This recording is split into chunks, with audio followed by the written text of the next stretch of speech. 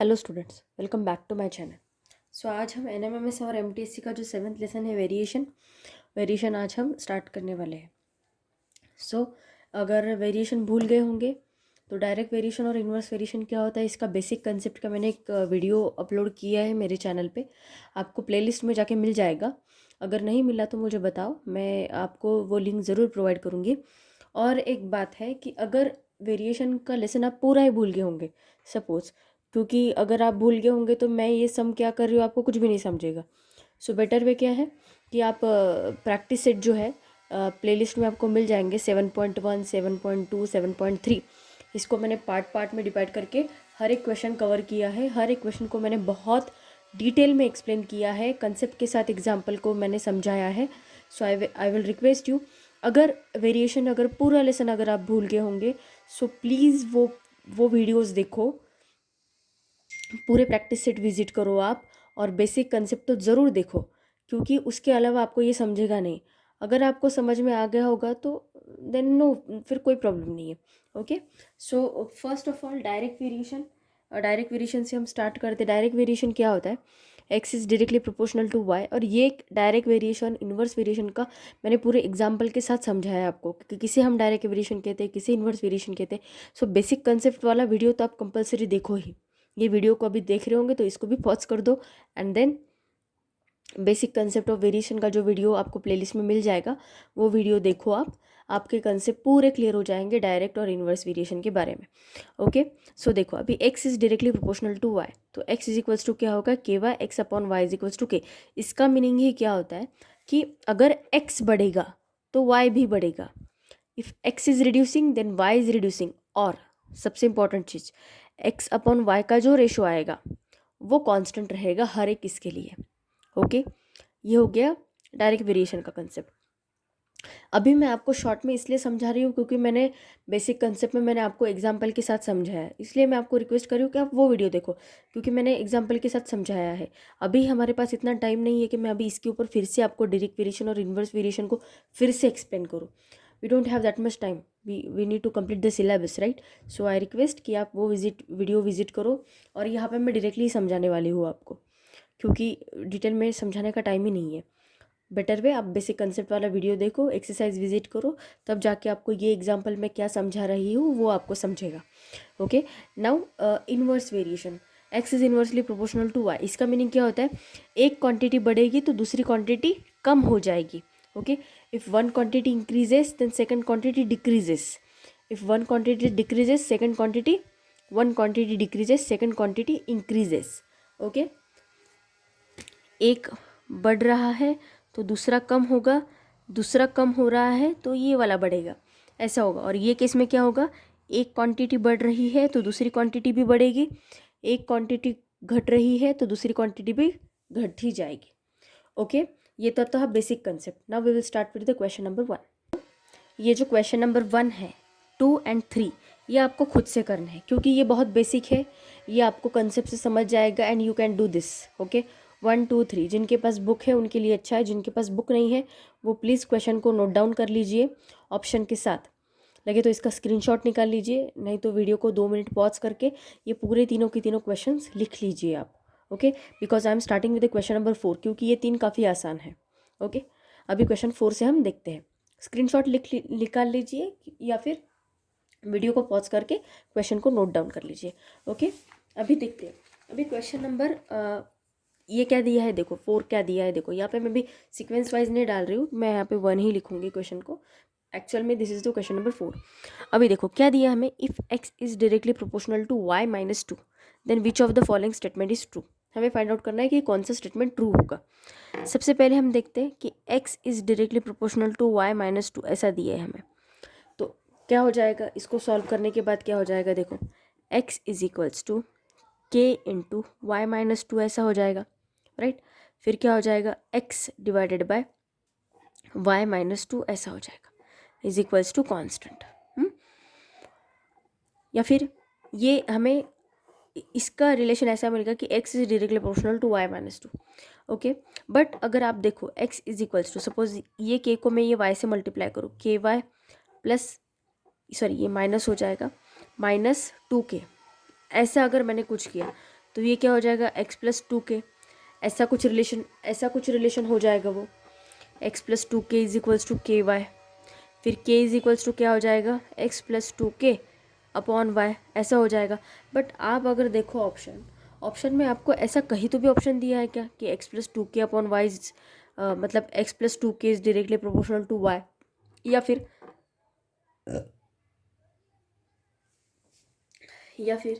कुछ भी ऐसे टाइप का कोई ऑप्शन दिख रहा है कि आपको कि जिसमें हमें ये ये y-2 या फिर इसका x के साथ कोई रिलेशन दिखे हमें? नहीं, ऐसा कुछ भी नहीं है। सो इसका आंसर क्या हो जाएगा? None of the above. Okay, answer हो जाएगा नन ऑफ द, क्योंकि x is directly proportional to y हम बोल सकते हैं क्या? नहीं, क्योंकि x directly proportional to y-2 दिया है। x+2 आ ही नहीं सकता, क्योंकि देखो ये 2 के साथ में आएगा ही इसके, तो सिर्फ खाली +2 नहीं आएगा, +2k आएगा, तो इसलिए ये वाला ऑप्शन भी कैंसिल हो गया। अब x-2 तो आ ही नहीं सकता, क्योंकि ये साइड चेंज करेगा तो +2 ही आने वाला है ना। -2 अगर साइन चेंज करेगा तो प्लस हो जाएगा, तो इसलिए x-2 directly proportional to y आ ही नहीं सकता, इसलिए हमारा आंसर क्या हो गया? Option number 4, none of the above. Okay, now we will see the next question क्या दिया है, देखो x is directly proportional to y and y upon x is equals to 1/3, okay, and y is inversely proportional to z and yz is equals to 12, then there is a dash variation between x and z and constant of variation is dash। अभी हमें relation किसके बीच में का पूछा है ना, पहले ये देखो, रिलेशन पूछा है हमें x एंड z के बीच में। सो हमें क्या करना पड़ेगा, यहाँ पे ये जो y और z का रिलेशन दिया होगा ना, तो हमें y की वैल्यू x की फॉर्म में लिखनी पड़ेगी, so that we can find out the relation between x and z। Okay, अभी स्टेप बाय स्टेप करते हैं हम। देखो क्या दिया है, x is directly proportional to y, तो x इज इक्वल्स टू क्या हो जाएगा? ky हो जाएगा, and x upon y is equals to क्या हो जाएगा? k। बट अगर आप भी देखो यहाँ पे y अपॉन x की वैल्यू दी है, y अपॉन x की वैल्यू मतलब ये k की वैल्यू हमें गिवन है। Okay, y upon x is given, क्या गिवन है हमें? 1/3 गिवन है, राइट। सो अगर हम इन दोनों का क्रॉस मल्टीप्लिकेशन करें तो हमें क्या मिलेगा? x is equals to 3y मिलेगा हमें, राइट। इनका क्रॉस मल्टीप्लिकेशन किया तो ये क्या हो जाएगा? इन दोनों का क्रॉस किया तो ये 3y हो जाएगा and x is equals to 3y हो जाएगा। इतना समझ गए। सो और y की वैल्यू क्या हो जाएगी? x अपॉन 3, ये 3 इधर डिवाइड मल्टीप्लाइड बाय इधर जाके क्या हो जाएगा? Divided by. ओके, इतना समझ गए। y की हमें क्या वैल्यू हमें क्या मिल गई? x upon 3। ये बात को नोट करो। देन अभी क्वेश्चन देखो, हमें दूसरा क्या दिया है? y is inversely proportional to z, मतलब yz is equals to constant आ जाएगा, और ये कॉन्स्टेंट की वैल्यू हमें क्या दी है? 12 दी है, right. yz is equals to ये वैल्यू दी है हमें 12। इतना समझ गए। अभी हमें क्या करना है, ये y की वैल्यू हमें यहाँ पे पुट करनी। Why there is a reason, क्या? बिकॉज हमें फाइंड आउट करना है रिलेशन x एंड z का, इसलिए हमें y की जगह पे x की वैल्यू पुट करनी पड़ेगी, मतलब y की जो वैल्यू हमने x की फॉर्म में निकाली वो वैल्यू हमें पुट करनी पड़ेगी। ओके, सो y की वैल्यू क्या आई है? देखो x अपॉन 3 है, सो हम क्या करेंगे? x upon 3 into z is equals to 12, ऐसा हो जाएगा, right. So x z is equals to क्या आ गया? 36 आ गया। ये 3 इधर जाके क्या हो जाएगा? मल्टीप्लाइड बाय, तो ये क्या हो जाएगा? X z is equals to 12 into 3, और 12 3 जा 36। So x z is equals to 36 आया। एक्स जेड मतलब x multiplied by z is equals to 36, and this 36 value is a constant, मतलब ये क्या होगा? X z is equals to k आ गया, और x z is equals to k. ये कौन से टाइप का इक्वेशन है? This is a type of inverse variation equation, है ना, इक्वेशन। क्योंकि इनवर्स वेरिएशन में क्या होता है? दोनों का मल्टीप्लिकेशन जो आता है वो आता है कांस्टेंट, राइट। अभी ये दोनों का मल्टीप्लिकेशन कांस्टेंट आया, this is 36 is nothing but the value of k, right. So x z is equals to k आया, मतलब इन दोनों का मल्टीप्लिकेशन आया कांस्टेंट। और ऐसे कौन से वेरिएशन में होता है कि जिनमें दो वेरिएबल का मल्टीप्लिकेशन कांस्टेंट आता है? This is nothing but the inverse variation. So तो एक्स एंड जेड के बीच में कौन सा वेरिएशन है? इनवर्स। और कांस्टेंट की वैल्यू क्या आई हमारी? 36। सो हमारा आंसर क्या हो गया? Option number 3। There is an inverse variation between x and z and the constant value is 36. Okay, now we will see the next question. Question क्या दिया है देखो, there is a enough grass in the field so that 20 cows can graze for 90 days, how many days 45 cows can graze in that field. ये question का हिंदी में translate करके बताती हूँ मैं, ओके, सो दैट जो मराठी मीडियम के बच्चे हैं उनको भी समझ में आ जाएगा कि ये क्वेश्चन एग्जैक्टली क्या है। देखो इसका मीनिंग क्या होता है कि जो गाय होती है वो, मतलब अगर 20 गाय रही तो उनको घास खाने के लिए, मतलब जब वो खेत में जाती है तब वो घास खाती है, तो जो घास है, घास मतलब ग्रास है, ओके, तो वो कितने दिन तक रहता है, मतलब 20 काऊ को जो ग्रास होता है वो कितने दिन के लिए रहता है, 90 डेज के लिए रहता है। अब काउस बढ़ गई है, कितनी बढ़ गई है काउस, 45 बढ़ गई है, ओके, पहले काऊ 20 थी अब 45 काउस हो गई है, तो 45 काउस को मतलब जो ग्रास है, जो घास है, ओके, वो कितने दिन तक चलेगा, ऐसा इसका मीनिंग है, okay. So first of all अगर आप एक थोड़ा सा लॉजिकल बात सोचो कि अगर काउस पहले तो 20 है, काउस कम थी इसलिए वो 90 डेज तक उनका जो ग्रास है वो उनको 90 डेज तक खाने के लिए रह गया, है ना। अब काउस बढ़ गए तो ऑब्वियसली जितनी काउस बढ़ेगी वो घास ज़्यादा खाएगी, है ना। मतलब अगर सपोज अगर मेरे पास चॉकलेट है, 10 चॉकलेट है, मैंने 10 बच्चों को बांट दिए, बट अभी 20 बच्चे आ गए तो 10 चॉकलेट मेरे पास सफिशिएंट रहेंगे क्या, नहीं आई, मतलब 20 बच्चे बढ़ गए तो 10 चॉकलेट थोड़ी ना काम आएंगे मेरे, वो चॉकलेट्स मुझे और लगेंगे। सिमिलरली वैसी ही बात है कि अगर 20 काऊ है तो उनको घास जो है, जो ग्रास है वो 90 डेज तक उनको चलेगा, बट अभी काउस बढ़ गई है तो वो ज़्यादा घास खाएंगी, ज़्यादा ग्रास खाएगी, सो उनको जो ग्रास है वो थोड़ा सा जल्दी ख़त्म हो जाएगा एज़ कम्पेयर टू पहले वाला, है ना। सो अभी एक बात अगर आप गौर से देखो तो एक क्वांटिटी बढ़ रही है, मतलब काउस की क्वांटिटी बढ़ी तो दिन कम हो रहे हैं, है ना, मतलब काउस बढ़े तो दिन कम हो रहे हैं। और जैसे मैंने आपको समझाया कि एक क्वांटिटी बढ़ती है तो दूसरी क्वांटिटी कम होती है, ऐसा कौन से वेरिएशन में होता है, ऐसा होता है डायरेक्ट वेरिएशन में, है ना। एक क्वांटिटी बढ़ रही है तो दूसरी क्वांटिटी कम हो रही है। सो यहाँ पे काऊ और ग्रास मतलब नंबर ऑफ डेज के बीच में कौन सा रिलेशन होगा, इन्वर्स रिलेशन होगा। ये तो हो गया फर्स्ट कंसेप्ट। अभी हम क्या करेंगे, एग्जाम में आपको इतना लिखना नहीं पड़ता, सीधा सीधा आप ऐसा मान लो कि काउस को हम सी डायरेक्टली डिनोट करते हैं और ग्रास को हम नंबर ऑफ डेज को हम डी डिनोट करते हैं। तो इन दोनों के बीच रिलेशन कौन सा है, इन्वर्स रिलेशन है, c is inversely proportional to d. क्यों, क्योंकि काऊ बढ़ गई तो नंबर ऑफ डेज कम हो जाएगी, उतने कम दिन चलेगा ना उनको वो ग्रास, समझ गए। तो क्या हो जाएगा, c d is equals to k, ये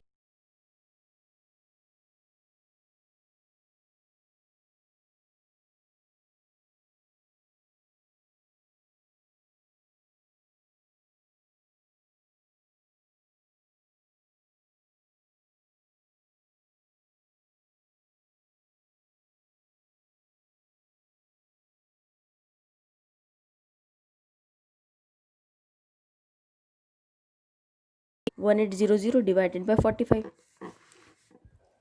तो 45 को अगर मैं 4 से मल्टीप्लाई करूँ तो 180 आता है, तो मतलब 40 से इसको डिवाइड जाएगा। 1800 को अगर मैं 45 से डिवाइड करूँ तो 40 से डिवाइड जाएगा, है ना, क्योंकि 45 4 जा 180 आता है और ये ज़ीरो वैसे का वैसा, तो नंबर ऑफ डेज कितने आ गए हमारे, 40 डेज आ गए। सो ऑप्शन नंबर क्या हो जाएगा, ऑप्शन नंबर 1। ओके, इतना लिखने की ज़रूरत नहीं पड़ती इसमें, इसमें सीधा सीधा आपको फटाफट आंसर निकालना होता है। Okay, so the answer is option number 1। अगर कोई डाउट होगा तो please let me know in the comment section.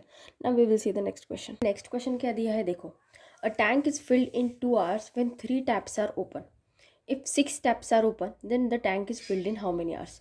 अभी एक बात आप सोचो कि सपोज ये टैप है, ओके, दिस इज टैप और यहाँ पे पानी गिर रहा है, तो अभी पहले 3 ही टैप थे, ओके, 3 टैप थे जो एक टंकी को फिल कर रहे थे, ओके, तो ये टंकी को फिल करने के लिए 2 घंटे लग रहे थे। अभी मानो अभी 6 टैप्स है, ओके, ऐसा मान लो अभी 6 टैप है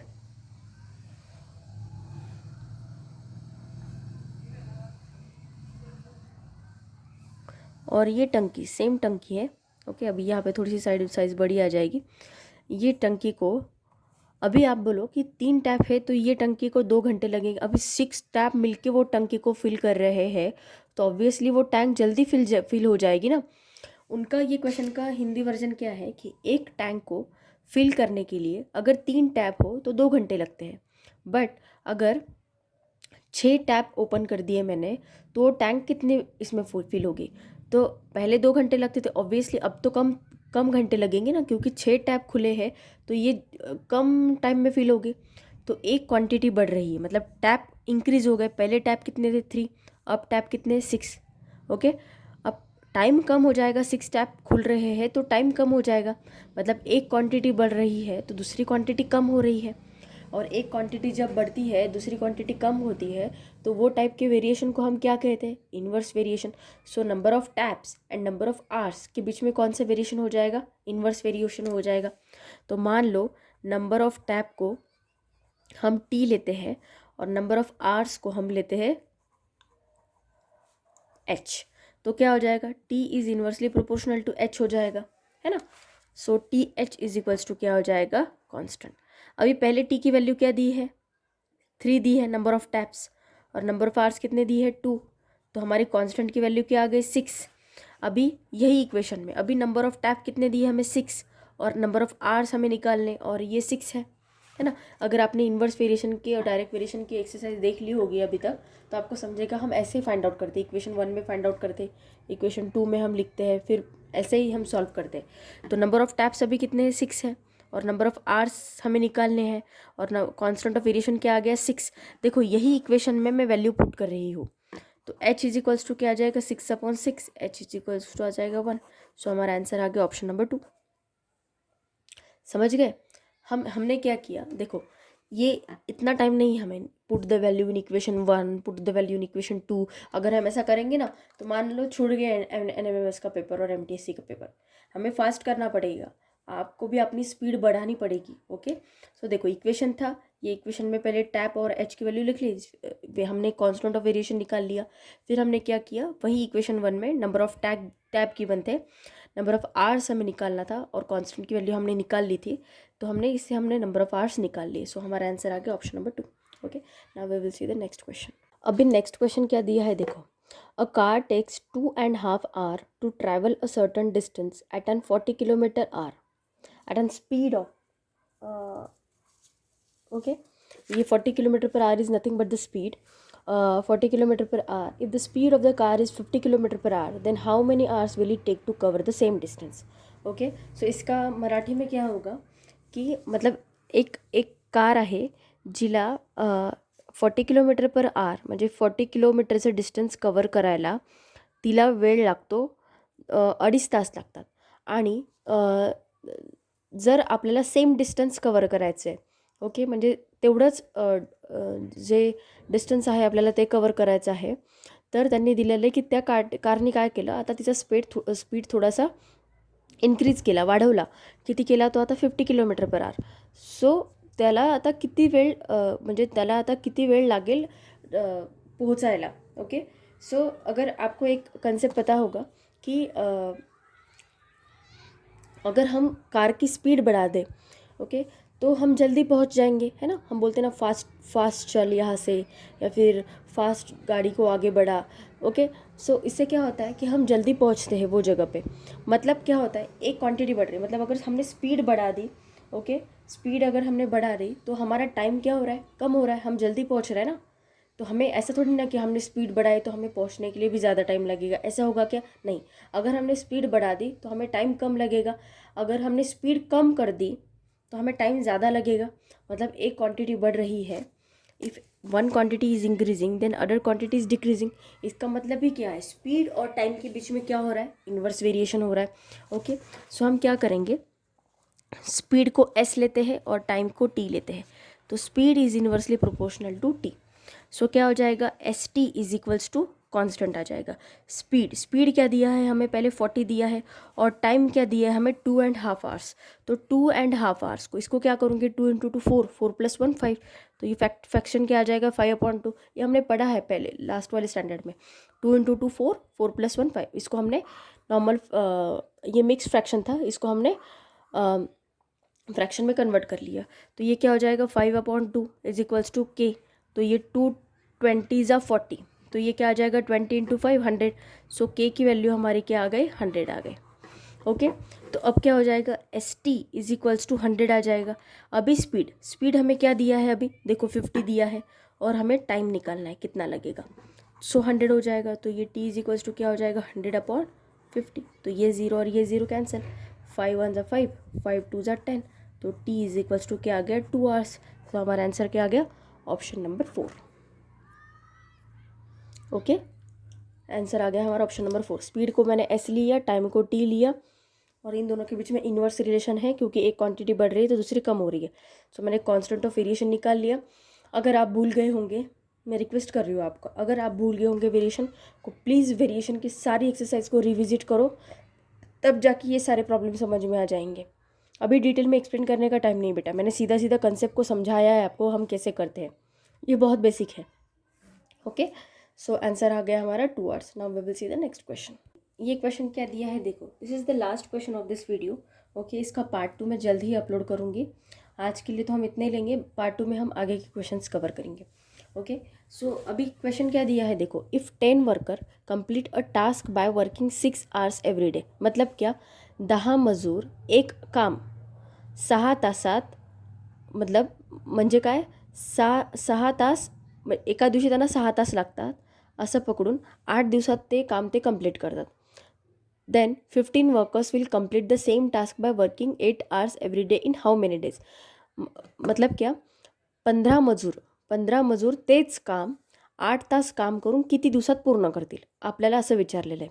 ओके, इसका मतलब क्या, if 10 workers complete a task by working 6 hours every day, मतलब क्या कोई एक काम कर रहे हैं, वर्कर्स है कोई एक काम कर रहे हैं, सपोज ऐसा मान लो कि बिस्किट्स बनाने का काम दिया है उनको, हम बिस्किट्स के बहुत सारे ब्रांड है, गुड डे है, देन पार्ले जी है, तो ऐसा मान लो कुछ 10 वर्कर है वो काम कर रहे हैं बिस्किट बनाने का। तो उनको क्या करता है, कुछ उनको क्या होता है, बिस्किट्स बनाने के लिए एक दिन में उनको 6 घंटा लगता है। Okay, they need 6 hours to complete the to for making the biscuits. Okay, so biscuit बनाने का जो काम है वो क्या करते हैं, वो 8 दिन में कंप्लीट कर लेते हैं। तो अब उन्होंने क्वेश्चन में हमें क्या पूछा है कि 15 वर्कर, अगर 15 वर्कर्स अगर काम कर रहे हैं, अभी उन्होंने क्या कर, पहले तो 10 वर्कर काम कर रहे थे, अभी कितने वर्कर काम कर रहे हैं, 15 वर्कर काम कर रहे हैं, और उन्होंने काम करने का घंटा भी बढ़ा दिया। पहले कितना काम, पहले कितने घंटे काम करते थे वो 6 घंटे, अभी कितने घंटे काम कर रहे हैं, 8 घंटे काम कर रहे हैं। तो उन्होंने पूछा है कि अगर 15 वर्कर आ गए और वो 8 घंटे काम कर रहे हैं, तो वही सेम टास्क, मतलब बिस्किट बनाने का टास्क वो कितने दिन में कंप्लीट करेंगे। यहाँ पे बिस्किट बनाने का दिया नहीं है, बट मैं आपको समझाने के लिए सपोज ऐसा मान लो कि वो टास्क बिस्किट बनाने का है। बिस्किट बनाने की काफ़ी सारी फैक्ट्रीज होती है, सो उनमें वर्कर्स काम करते हैं। सो ऐसा मान लो आप, ऐसा एग्जाम्पल है ये। सो अभी ये जो क्वेश्चन है ना, इसको करने का एक बहुत शॉर्ट ट्रिक है। ये टाइप स्पेसिफिकली ये टाइप के क्वेश्चन, अगर आपको इसमें खाली नंबर्स चेंज करके दिया है, यहाँ पे ऐसा दिया, if 15 workers complete a task by working 5 hours every day in 7 days, then 18 workers will complete the same task by working 9 hours every day in how many days, ऐसा पूछते हैं, मतलब खाली नंबर्स चेंज करके। तो ये स्पेसिफिक एग्जाम्पल के लिए बहुत शॉर्ट ट्रिक है, वो हम देखते हैं। क्या दिया है देखो, वर्कर्स, देखो W1, ये पहला वाला W1 इंटू H1, ओके, मतलब आवर्स इंटू D1 क्या है, number of days, is equals to W2 into H2 into D2।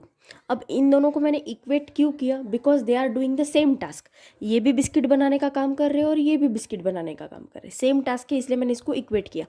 अभी पहले इसमें वर्कर्स कितने थे, 10, ये शॉर्टकट फॉर्मूला है। ओके, ऐसे क्वेश्चन सॉल्व करने के लिए हमारे पास इतना टाइम नहीं होता कि हम पूरा लिख ले और फिर सॉल्व करें, इसलिए to solve such type of question use this short trick.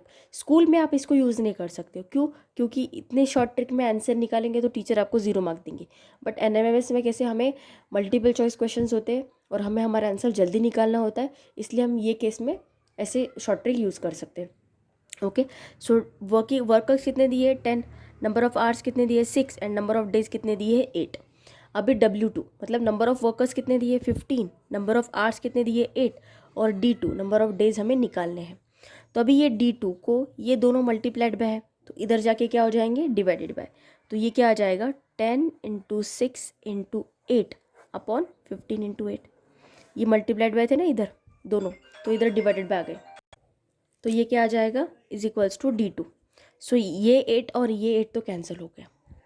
3 2 ज़ा 6, 3 5 ज़ा 15, 5 1 ज़ा 5, 5 2 ज़ा 10, तो 2 इंटू 2 क्या आ गया 4, तो नंबर ऑफ डेज क्या आ गए हमारे 4। सो आंसर क्या आ गया हमारा ऑप्शन नंबर 3। समझ गए? अगर इसमें कोई डाउट होगा तो प्लीज़ लेट मी नो, मैं आपके डाउट ज़रूर क्लियर करूँगी। ये स्पेसिफिक फॉर्मूला ये टाइप के सम के लिए ही यूज़ होता है, ऐसा number of workers, number of days and number of hours अगर हमें गिवन हो तो ओके। तो in that case you can use this short trick, इसमें आपका आंसर विद इन मिनट्स आ जाएगा। ओके सो अगर आज का वीडियो अच्छा लगा होगा तो वीडियो को लाइक ज़रूर कीजिए। I am requesting you to please hit the like button. Okay बहुत सारे बच्चे लाइक नहीं करते, तो प्लीज़ प्लीज़ प्लीज़ वीडियो को लाइक कीजिए। और आप मेरे चैनल पे आज अगर पहली बार आ रहे हैं तो प्लीज़ मेरे चैनल को सब्सक्राइब कीजिए और अपने फ्रेंड्स के साथ वीडियो को ज़्यादा से ज़्यादा शेयर कीजिए। Okay thank you so much.